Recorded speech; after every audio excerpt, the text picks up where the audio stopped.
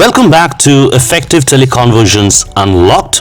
And today's question is, do you think it's going to help you if you learn to spot the behavioral style of your prospect you're dealing with and then flex your style accordingly to build a better rapport with your prospect and get the best possible outcome? Well, this is exactly what we are going to decipher today. Everyone, you're listening to Ayan Bandyopadhyay, and today we are going to talk about the psychodynamics of human social behaviors.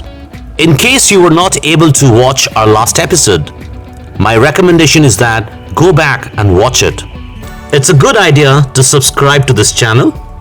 This ways you will be able to stay updated when we upload the next parts. Before I start, let me begin with a story. Imagine a situation that I am driving to office and I got late. Just when I'm about to stop at a red signal, another driver just comes from nowhere and he's about to crash against my car. I hard brake and luckily we avoid the collision. Under these circumstances, there are certain behaviors which I might demonstrate. The first one, I can scream and say, "Are you mad? Pagal hai kya? What the hell do you think you're doing? Chalana nahi aata? You're going to pay for this and I'm going to make sure that you pay for this. Do you know who I am? Pata hai main kaun hu?" Now, many of you would connect with this kind of a behavioral demonstration.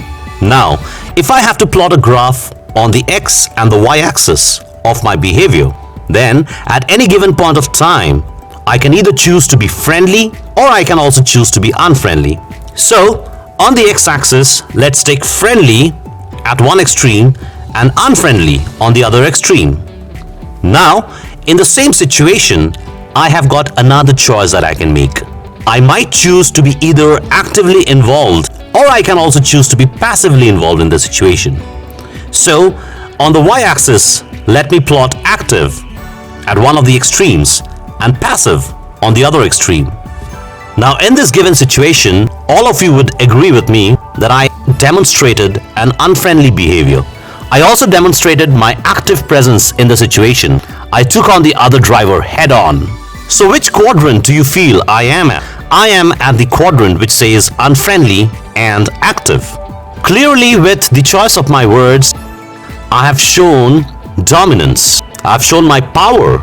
I've tried to be authoritative. And I also showed a big, bold ego. We call this kind of personalities as a driver personality. Driver, not typically the driver who drives a car, but driver because I am driving the conversation. Now let's go a level deeper. These kind of personalities have a behavioral anchor, which is also called as the innate need.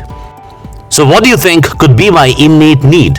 In this situation, my innate need or my behavioral anchor comes from the fact that I believe I'm always right. You know what? If you feel I'm wrong, you are wrong. So how would we identify these kind of people over a call? Listen to when they speak. Are their sentences bossy? Are the sentences short and to the point? Do you feel that there is no scope for a chit and a chat? Well, if your answer is yes to all of these, then there is a high possibility that the person you're interacting with has driver personalities. So what are some do's and don'ts with this kind of people? Number 1, let them take their decisions. Number 2, give them options. Number 3, do not take decisions for them. And more importantly, do not ever say that, "Sir, you are wrong." Instead, use this phrase, "Yes, you are right," and to add on, "How about these options?" That ways, we will be able to take care of their innate needs and make them our friends. Let's come back to the situation and also see a second kind of behavior that I might demonstrate. This time, I can choose to behave differently. I can roll down my car windows, call out for the other person and say, "Hey, we just missed by inches. God bless us. Drive safe, buddy. I'm sure you've got your people waiting down for you. I'm so glad we are not hurt. Hey, what's your name? My name is Ayan." And then you go blah blah blah blah blah.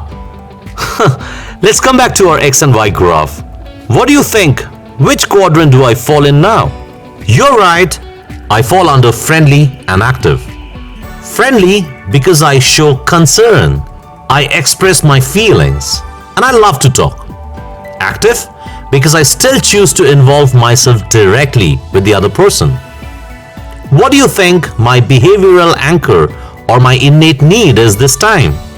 My innate need is, hey, you know what? I want you to like me always. We call this kind of a personality as expressive. So how could we identify this kind of people over a call? Listen to them carefully when they speak. Do they love to talk? Do they talk very fast? Are they very excited? Do they deviate from the topic? Well, there are chances that you're talking to an expressive personality. Let's talk about some do's and don'ts with this kind of people. Number 1, allow them to talk. Number 2, appreciate when they express themselves.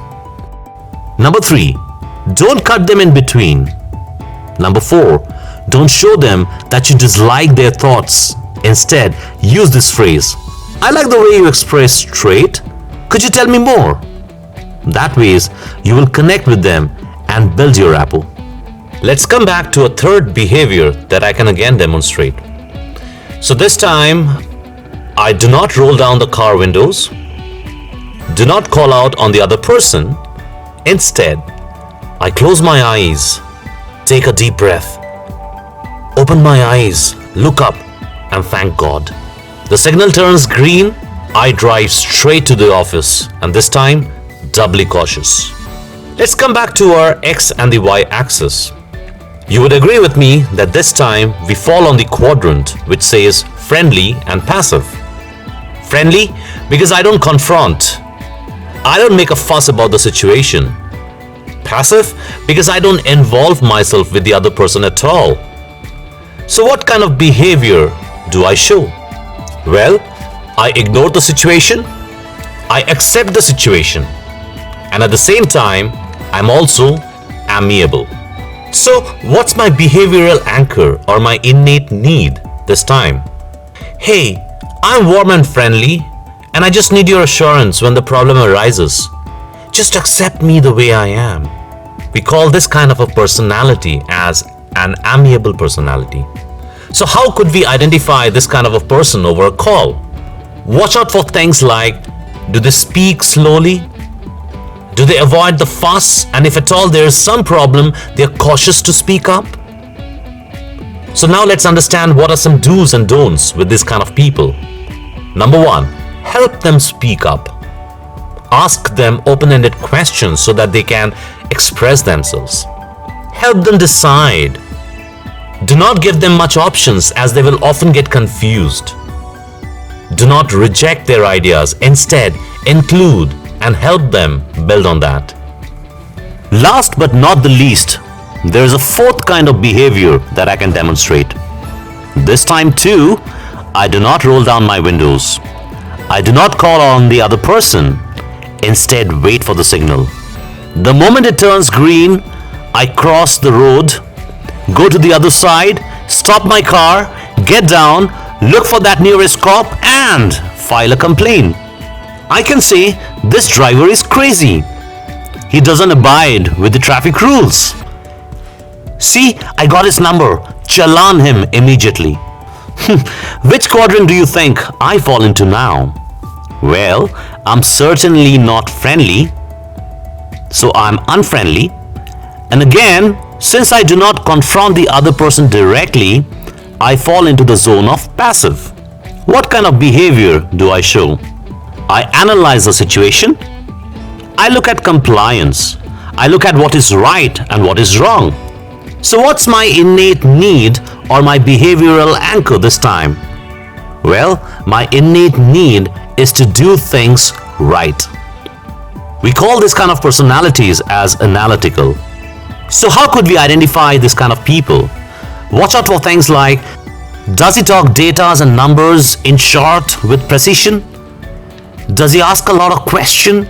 Does he have a skeptical tone of voice when he give out the answers? Well, chances are that you're speaking with an analytical person. Now let's look at what are some do's and don'ts with this kind of people. Number 1, speak with them with correct facts. Let them ask questions and give them precise answers. Don't give them vague answers. Do not move on quickly to answering a lot of questions. Instead, identify the exact. Repeat your answer and take him into agreement. So we just spoke about the 4 kinds of personalities, their behavioral anchors and innate needs, and what are the do's and don'ts with this kind of people. So what do you think your style is? The bottom line of this topic is, number 1, be aware of your style. Number 2, learn to spot the style of your prospect you're dealing with. Number 3, flex your style accordingly and build a better rapport with your prospect and get the best possible outcome. Of course, there are more things to talk about the 4 different personality styles, but maybe some other time. This overarching understanding is good enough for you as a salesperson and will help you deepen your relationship with your prospects. In the next topic, we'll figure out how to identify the needs of our prospects. Until then, see you again.